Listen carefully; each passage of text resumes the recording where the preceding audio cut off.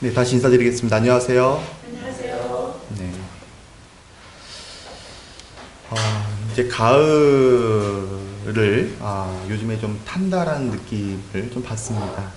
가을이 되면 그 감성 DNA가 좀 이렇게 살아나는 것 같아요. 그 길가에 가다가 눈을 사로잡는 그 글귀 하나가 있었는데 좀 소개를 해드리면 이렇게 좀 써져 있었습니다. 푸른 나뭇잎이 수줍었나 보다. 가을에 물든 걸 보니 이렇게 이제 문장에 써져 있는 거예요. 저도 모르게 이제 막 감탄을 하게 되었는데 이렇듯 이제 가을이 가기 전에 성도님들께서는 가을을 잘 이렇게 좀 느끼시면 좋을 것 같다는 생각이 듭니다. 또 밤낮으로 또 아침 저녁으로 추운 걸 보니 이제 겨울이 곧 얼마 남지 않았구나라는 생각을 또 하게 되는 것 같습니다. 오늘은 이제 주의 약속하신 말씀 위에서라는 주제로 사도행전 27장 말씀을 통해서 함께 교제하고자 합니다. 우리가 삶을 살아가다 보면 우리가 생각대로, 예상했던 대로, 또 계획했던 대로 되지 않을 때가 참 많습니다. 오늘 아침만 해도 저는 조금 일찍 하루를 시작하고자 일찍 이른 알람을 맞춰놨었는데 좀 더 자자, 좀 더 눕자 하는 유혹 앞에서 또 무너져서 또 5분만 더 자자, 10분만 더 자자 하다 보니까 결국 또 늦잠을 자고 말았습니다. 이것만 봐도 그런 것 같아요. 저희들이 계획을 세워놨지만 결과가 다를 때가 참 많이 있는 것 같습니다. 그럴 때 우리의 심정은 어떻습니까? 때로는 좌절하기도 하고요. 때로는 실망하기도 하고 또 가끔은 원망까지 하기도 하는 것을 볼 수가 있습니다. 올해가 이제 2달 남짓 남겨둔 상황인데 벌써 이제 2020년도 달력이 뒤에 이렇게 이제 택배로 와 있습니다. 우리가 연초에 세웠던 계획만 이렇게 돌아보더라도 그런 것들을 좀 느낄 수 있는 것 같습니다. 근데 우리가 이러한 상황 가운데 놓였을 때 어떠한 태도를 가져야 되는가? 하나님께서는 우리를 사랑하십니다. 생명까지도 내어주실 만큼 하나님은 결단코 우리를 사랑하십니다. 그냥 이렇게 알아서 해라 내버려 주시지 않고 또 외면하시지 않고 포기하시지 않는다라는 것입니다. 하나님은 늘 눈동자같이 저희를 지켜주시고 저희와 동행하시고 또 선한 일을 할 수 있도록 합력해서 선을 이룰 수 있도록 우리를 붙드시는 것들을 볼 수가 있습니다. 오늘 본문 말씀 사도행전 27장 1절부터 26절 말씀을 통해 그러하신 하나님을 경험하게 되시기를 바랍니다. 지난 시간에 바울의 청문회가 있었습니다. 누구 앞에서 있었냐면 헤롯 아그리파 2세, 또 총독 베스도, 또 고위 관리들 앞에서 바울이 바로 청문회가 있었습니다. 근데 이 청문회 중에 바울이 자신은 로마 시민권을 가지고 있었기 때문에 자신의 권리를 주장하게 되죠. 제가 로마 최고의 법정 앞에서 제가 재판을 받겠습니다. 가이사께 상소하게 되고 그의 말이 받아들여져서 이제 로마로 이동을 하게 되는데 이 바울이 왜 로마를 가고 싶어 하느냐? 이 당시에는 로마가 지구의 중심지였습니다.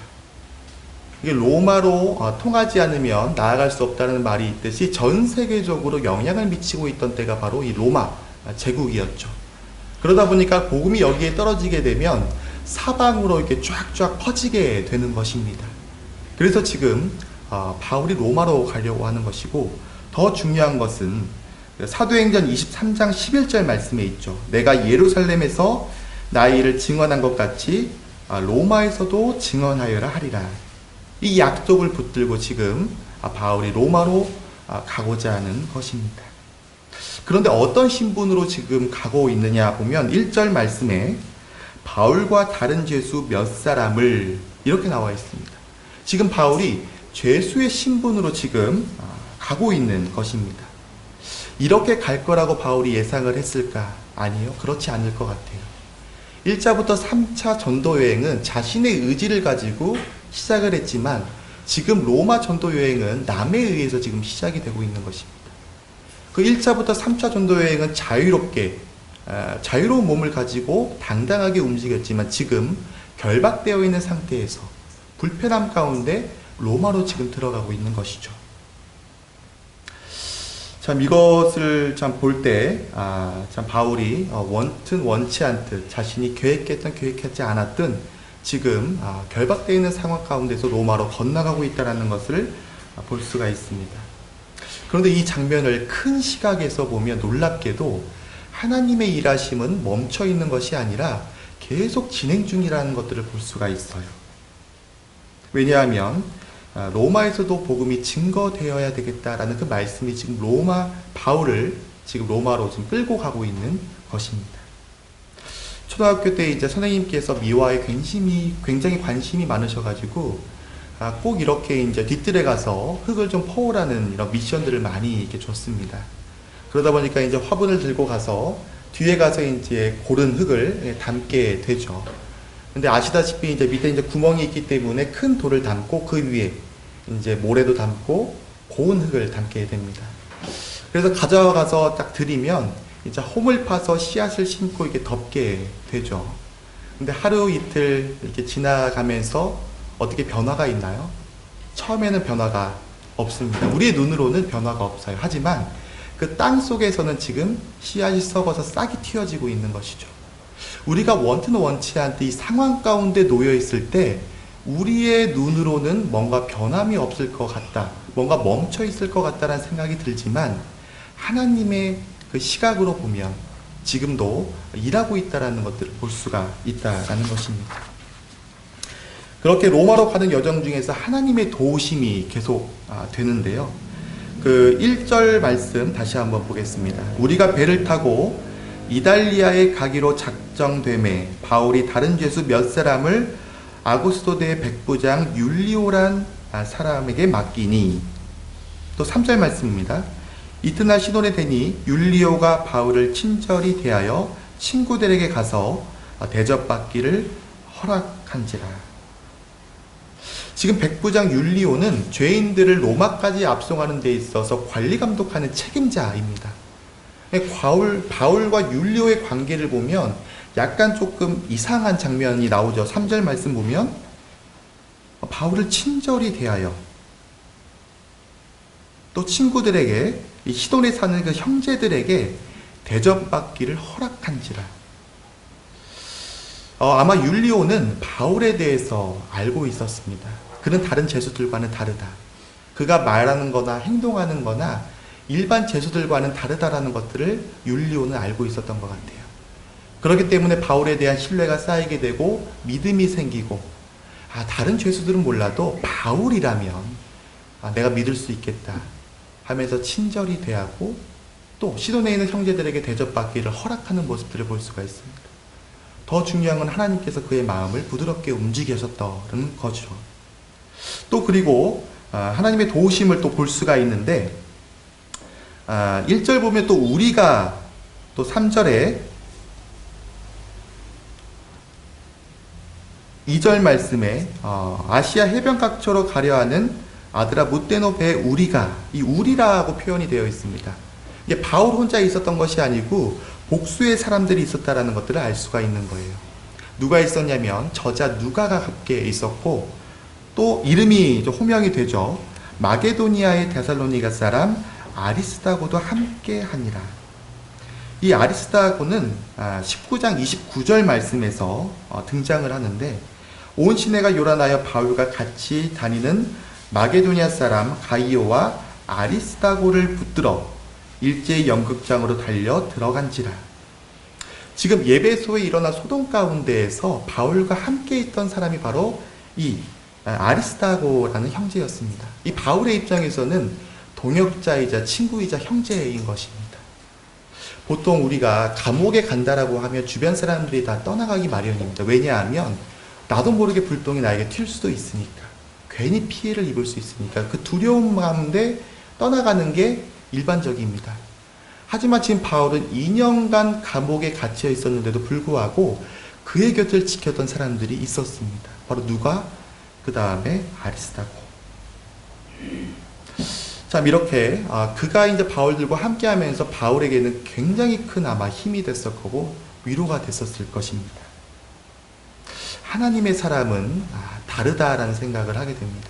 우리가 성도가 어려움 가운데 처해 있을 때 그 장면을 외면하는 것이 아니라 그 고통을 공감하고 함께 참여하고 그의 곁을 지켜주는 것이 바로 그리스도인의 모습이 아닐까 생각을 또 해보게 됩니다. 이렇게 이제 바울은 하나님의 도우심 속에서 로마로 가게 되는데 그 길이 순탄치만은 않죠. 험한 어떤 백길의 여정을 보여주고 있습니다. 지도를 보면 지중해 연안을 가로질러서 북서쪽으로 이렇게 가야 되는데 지금 맞바람이 치기 시작을 하는 거예요. 시기적으로 보면 지금 딱 가을을 지나서 겨울 문턱에 와 있는 것입니다. 우리나라랑 반대라고 생각하면 됩니다. 우리나라는 여름이면 폭우와 폭풍이 몰아치잖아요. 지금 이곳은 겨울에 그러한 어떤 폭풍과 폭우, 태풍 이런 것들이 지금 몰아치는 시기인 거예요. 그러다 보니까 이제 배를 타고 가고 있는데 바람이 거세게 부니까 그것들을 피해서 지금 해안선을 따라서 삥 둘러 돌아가게 됩니다. 그렇게 이제 조심조심해서 무라라는 항구에 도착을 하게 되고 로마로 가서 이제 곡물을 팔기 위해서 실은 알렉산드리아라는 큰 배로 이제 갈아타게 되죠.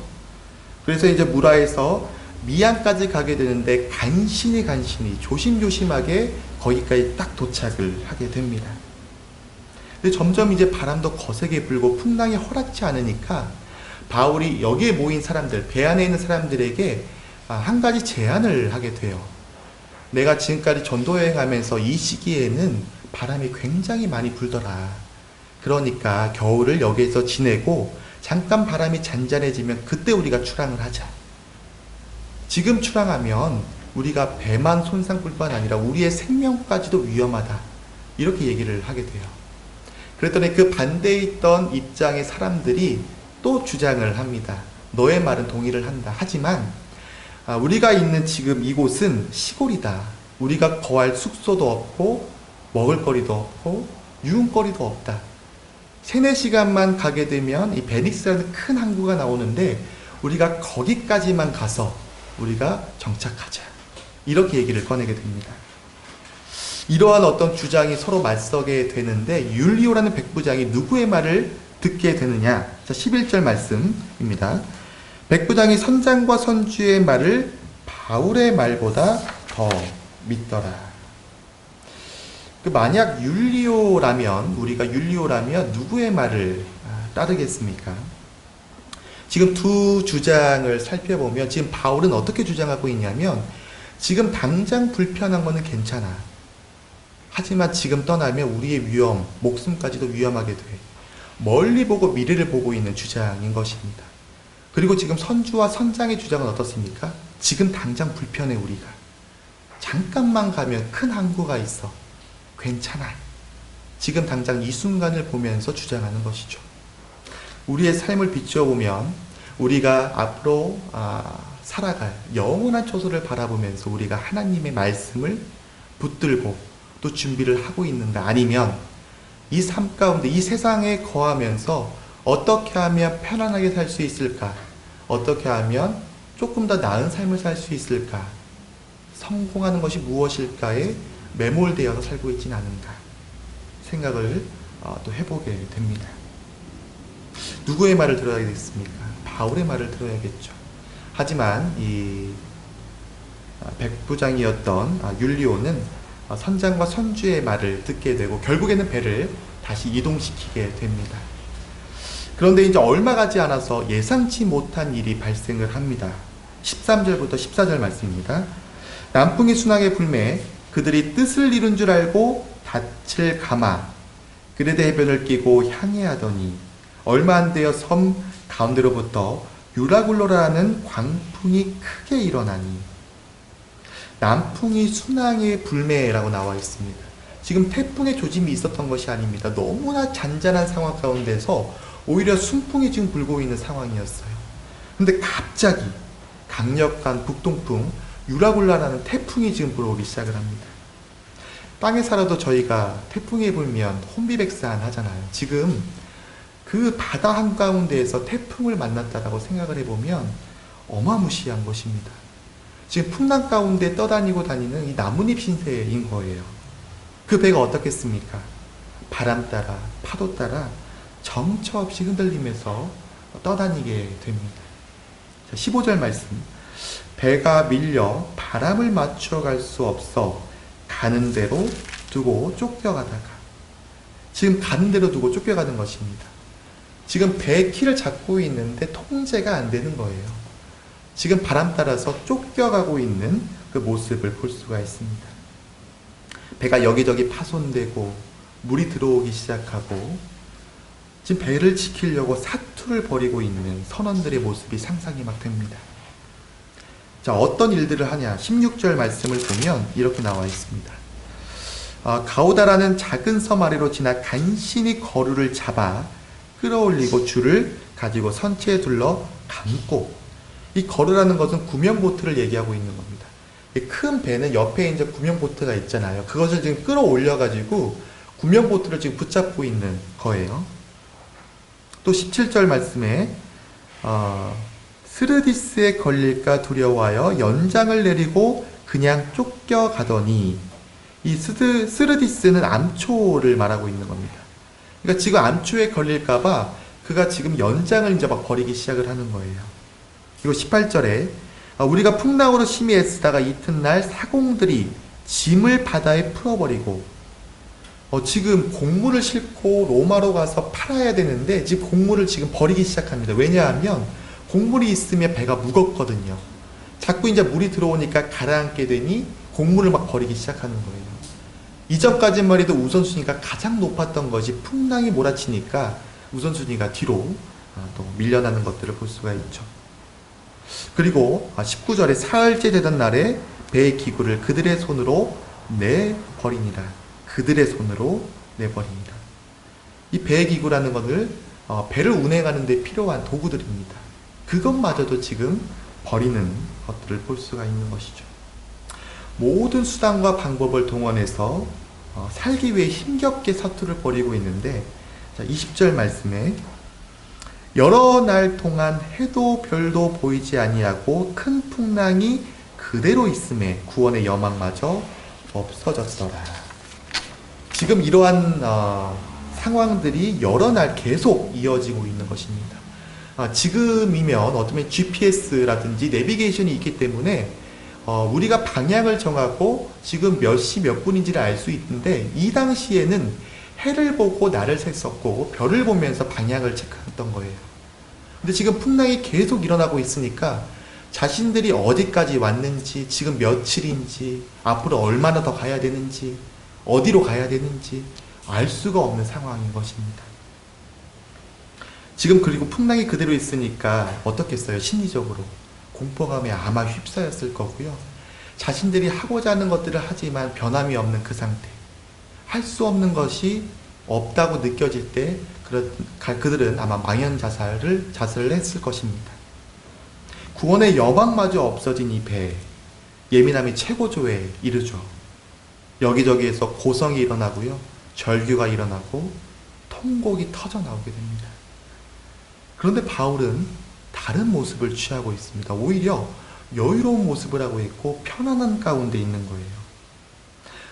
보통 우리가 이렇게 무척 힘들고 고통 가운데 있었을 때 옆 사람이 참 공감해주고 알아주기를 원하잖아요. 근데 그 사람이 뭐 그런 거 가지고 그래 라고 얘기를 하면서 전혀 그 마음을 헤아려주지 못할 때 어떤가요? 꿀밤이라도 콕 때려주고 싶잖아요. 화도 나고. 근데 지금 여기 배 안에 있는 사람들이 바울을 보면서 딱 그 심정인 거예요. 우리는 지금 살기 위해서 고군분투를 하고 있는데 저 바울은 왜 그래? 왜 이렇게 평안해? 왜 이렇게 여유로워? 이렇게 이제 되묻는 그들 앞에서 바울이 짧은 간증을 하는데, 22절에 내가 너희에게 권하노니 이제는 안심하라. 너희 중에 아무도 생명에는 아무런 손상이 없겠고 오직 백분이리라. 그리고 이렇게 말할 수 없는 이유를 다음 장이 밝히고 있습니다. 23절부터 25절까지입니다. 내가 속한 바 곧 내가 섬기는 하나님의 사자가 어젯밤에 내 곁에 서서 말하되 바울아 두려워하지 말라. 내가 가이사 앞에 서야 하겠고 또 하나님께서 너와 함께 항해하는 자를 다 내게 주셨다 하셨으니 그러므로 여러분이여 안심하라. 나는 내게 말씀하신 그대로 되리라고 하나님을 믿노라. 이 내가 속한 바, 내가 섬기는 하나님, 이 표현이 참 멋있는 것 같아요. 바울이 자신을 표현할 때 이렇게 얘기를 꺼내면서 여러분 두려워하지 마십시오. 나와 여러분들의 생명은 지켜주실 것입니다. 또 로마까지 안전하게 갑니다. 여기에서 이제 가이사 앞에 서야 할 것이고라고 안 했고 서야 하겠고라고 명확하게 말하고 있습니다. 하나님의 말씀은요, 모호하거나 되게 두리뭉실하지 않은 것 같아요. 굉장히 명확하고 뚜렷하고 분명하게 말씀하십니다. 하겠고. 그러니 여러분들 안심하십시오. 나는 하나님의 말씀을 믿습니다. 우리가 믿는다라는 것은 참 중요한데 더 중요한 것은 누구를 믿느냐가 더 중요합니다. 우리가 주변 사람들의 그런 이야기를 믿는 것도 중요하지만 더 믿음의 그 대상인 하나님을 믿는 것이 중요한 것입니다. 그리고 이제 하나님의 사자가 바울 곁에 와서 말하고 있는 이 장면들을 좀 상상해 보면 그 배 안에 얼마나 소음들이 많았겠어요. 파도 소리, 바람 소리, 물건 깨지는 소리, 욕하는 소리도 났을 거고요. 통곡하는 소리도 있었을 것입니다. 그런데 바울은 그러한 소음 가운데에서도 그 정말 들어야 할 그 신호, 그 하나님의 세밀한 음성을 듣게 되는 것이죠. 세상의 소리는 커 보일지 몰라도 약합니다. 하지만 하나님의 음성은 미세하게 들릴지 몰라도 강한 것입니다. 정말 그렇지 않습니까? 우리가 스쳐 지나가는 그 말씀도 우리 마음 가운데 쿡 박히게 되면 계속 되새김질하게 되고 기억을 하게 되잖아요. 최근에 제가 들었던 강력한 말 중에 그 기뻐하는 척 하지 말고 기뻐하라라는 말이 있습니다. 우리가 항상 기뻐하라. 주 안에서 항상 기뻐하라. 기뻐하는 척이라는 것은 우리가 이제 외적으로 보면 웃는 모습을 취할지 몰라도 기뻐하는 것이 아니죠. 마음 가운데, 심령 가운데 기뻐하라라고 말씀을 하고 계시는 겁니다. 또 한 가지는 말씀처럼이 아니고 말씀대로 행하라. 말씀 같이 행하라. 처럼과 이 대로는 다른 것입니다. 우리가 자꾸 우리의 유리한 쪽으로 또 세상과의 타협하는 모습들을 보게 되는데 정말 말씀대로 행해야 되지 않나라는 생각을 해보게 되는 것 같습니다. 또 우리에게 필요한 것은 유라굴라라는 태풍이 왔을 때 어떻게 하면 피할 수 있을까가 아니라 그 태풍 가운데서도 하나님의 음성을 듣는 것, 또 그 음성을 신뢰함으로 믿는 것, 그게 더 중요하다는 생각을 또 하게 됩니다. 그래서 이제 우리가 반드시 이 섬에 걸리리라라는 말을 듣고 이제 배 안에 있는 사람들이 바울의 말을 경청하게 되고 듣게 되고 그의 말대로 이제 따르게 되죠. 이러면서 이 풍랑 속의 안정을 찾아가면서 이번 장이 마무리가 됩니다. 이번 장을 통해서 하나님께서는 지금도 일하시는 중이시다. 그 일하는 가운데에서도 우리의 도우심은 계속된다. 또 유라굴라 같은 풍랑 가운데 휘몰아치게 되어도 하나님의 그 세밀한 음성을 듣고 그 말씀을 신뢰하고 믿어야 된다는 생각을 하게 됩니다. 요즘 하고 있는 활동 중에 유튜버가 있습니다.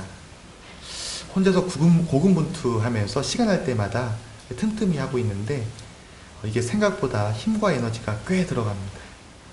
왜냐하면 이제 시나리오도 짜야 되고 콘티도 짜야 되고 또 이제 혼자 찍을 때가 많기 때문에 또 카메라를 세워두고 각도도 맞춰야 되고 또 밝기도 조절해야 되고 또 찍었다가 혹시 잘 찍혔나 또 보기도 하고 그런 것들을 반복하고 또 찍힌 영상들을 또 편집하고 또 어딘가에 또 업로드를 하게 됩니다. 참 일련의 과정들이 쉽지만은 않은 것 같아요. 가끔씩 이거를 꼭 이렇게 해야 되나라는 생각을 할 때도 있습니다. 하지만 처음 먹었던 마음을 되새기면서 다시 마음을 다잡게 되는 것 같아요. 그리스도인이라고 하면 복음의 빚진 복음의 사명을 가진 자입니다. 근데 요즘은 유튜버의 사람들이 많이 몰려 있거든요. 그러다 보니까 그곳에서도 말씀이 증거되어야 되겠구나라는 생각을 가지고 시작을 한 것입니다. 근데 이건 혼자 하는 게 아니죠. 함께 하는 거죠. 또 주변에서 도우심들이 있습니다. 가끔씩 잘 보고 있다라는 격려의 말씀도 해주시고 한동안 안 올라오면 언제 올라오냐 이렇게 따끔한 또 선한 자극을 주기도 합니다. 세상은 주목하진 않아도 하나님께서는 주목하시다라고 믿고 있습니다. 또 세상 사람들은 특이하게 볼지 몰라도 하나님은 특별하게 보고 있다라고 믿고 있습니다. 또 중간중간 아마 유라굴라 같은 태풍이 몰아칠지도 몰라요. 중간중간 넘어지고 주저하고 잠시 장기가 멈출 수도 있습니다. 하지만 하나님께서 일하시는 것이기 때문에 모든 걸 의지하면서 지속적으로 또 계속적으로 할 수 있도록 성도님들께서 또 이 자리를 빌어서 기도 부탁을 드리겠습니다. 이렇듯 바울이 로마로 가는 것도 또 가는 상황마다 중간중간 어려움이 계속됐을 때 바울이 약속하신 말씀이 굳게 섰던 것처럼 저와 성도님들도 우리와 예상하지 못했던 결과들이 나올지라도 하나님만의 음성을 듣고 신뢰함으로 믿고 평안한 가운데 온전히 거하게 되기를 간절히 바랍니다.